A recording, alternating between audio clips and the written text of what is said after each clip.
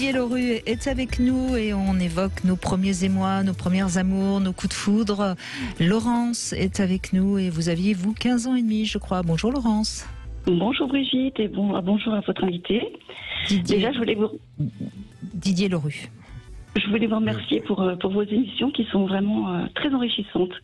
Franchement, je prends plaisir à vous écouter. Eh ben, merci d'y participer, Laurence. C'est gentil. Alors en fait, j'ai rencontré mon premier amour, j'avais 15 ans et demi. Et quand je l'ai vu la première fois, ça a été vraiment le coup de foudre. Je pense pas que pour lui, c'est vraiment été le coup de foudre dès le départ.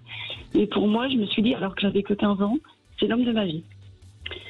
Nous sommes restés à peu près 6 ans ensemble. Mais dans quel sens? Dans le sens de la petite fille qui croit avoir rencontré le prince charmant, ou déjà dans une femme parce que 15 ans et demi, on est quand même déjà un petit peu qui se dit tiens, c'est cet homme que j'ai envie d'avoir pour mari. Oui, c'est cet homme que j'ai envie pour mari. Oui, tout à fait. C'était pas du tout mon prince charmant. Donc on a vécu une partie de notre adolescence ensemble. Et il commençait à me parler de mariage, de se mettre ensemble. Et là, j'avais l'impression d'être un peu jeune, de ne pas avoir vécu ma jeunesse. Et donc, je ne l'ai pas suivi, je l'ai quitté. J'ai vécu ma vie, lui également, il s'est marié. Mais alors, au bout de combien de temps vous le quittez? 6 ans. On est resté 6 ans. D'accord. Donc, au fond, on peut penser que le coup de foudre que vous avez connu quand vous le rencontrez, le feu s'était un peu éteint. Alors un peu, tout à fait, parce que j'avais l'impression de ne pas avoir vécu ma vie. Et puis, même en se quittant, je pensais tout le temps à lui, et apparemment lui également. Il appelait régulièrement ma mère pour prendre de mes nouvelles. Et un jour, j'ai pris le courage, grâce aux réseaux sociaux, j'ai repris contact avec lui. Combien de temps après 30 ans après, quand même. Ah, quand même. Oui. Et en fait, on a conversé par mail pendant à peu près 8 mois. Et un jour, j'ai un peu forcé. Si je fais le calcul, donc c'est à 45 ans que vous le rappelez. C'est un peu ça, oui. Et en fait, j'ai un peu forcé la main. Un jour, j'ai provoqué une rencontre, j'ai voulu qu'on se revoie. Et en fait, le coup de foudre est revenu. Et donc on a quitté nos conjoints et aujourd'hui on vit ensemble et en septembre on va se marier.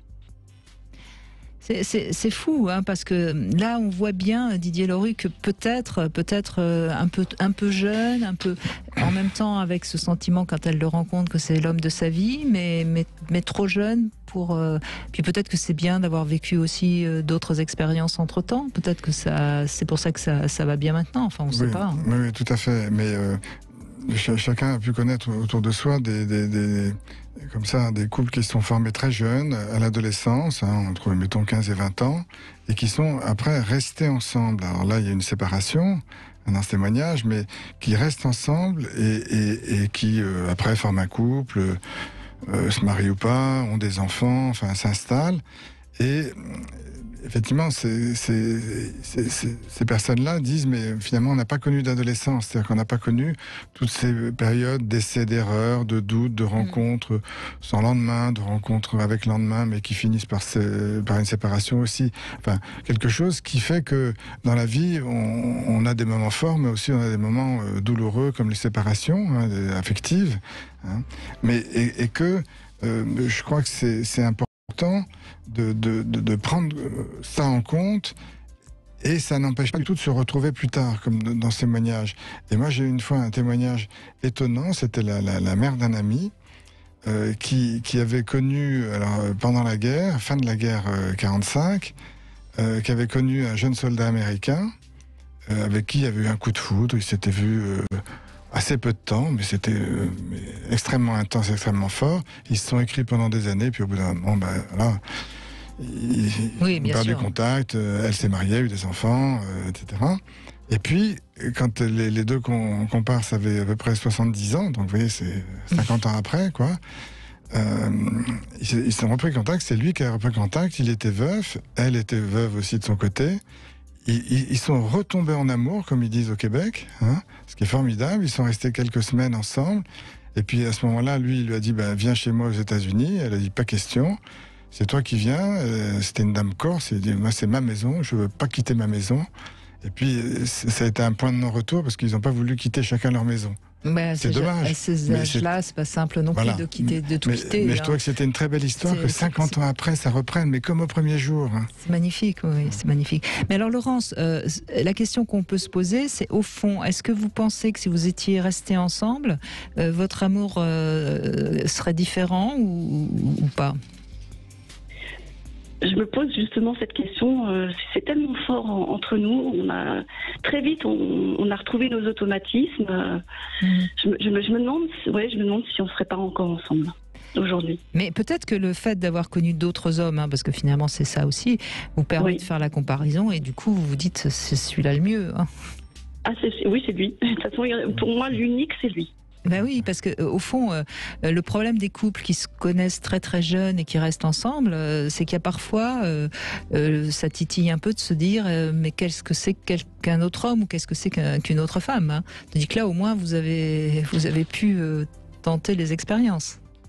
Tout à fait, lui aussi, certainement. Oui, certainement, oui. Il vous a pas attendu quand même. Et c'est comme ça que quand des couples sont formés très tôt, arrive la période 40-50 ans à peu près, et là il y a ce qu'on appelle les démons de midi, qui est une drôle d'expression, mais enfin c'est comme ça, mais ça veut dire qu'à ce moment-là, les gens éprouvent le besoin d'aller justement voir ailleurs, parce qu'ils n'ont pas connu ça durant leur adolescence, quand c'est des couples formés très tôt.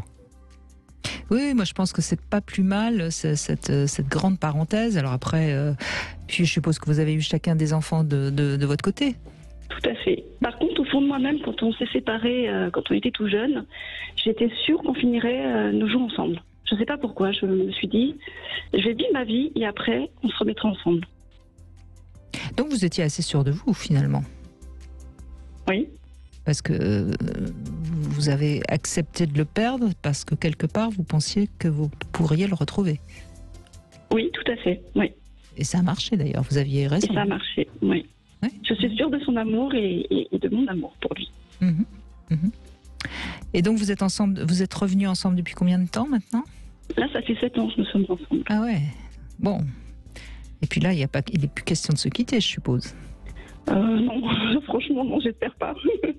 Mais je vous le souhaite pas, mais ça a l'air d'aller très très bien. Merci en tout cas Laurence d'avoir pris merci à vous. Un peu de votre temps pour venir témoigner.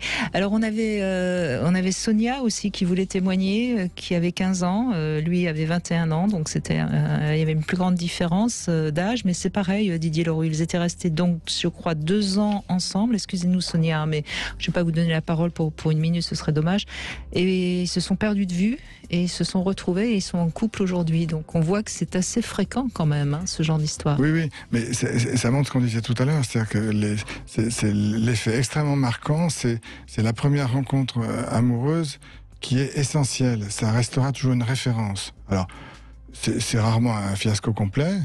Mais ça vient de quoi ? Parce qu'on est encore très vierge d'émotions, de sensations. On est vierge dans tous les sens du terme, oui.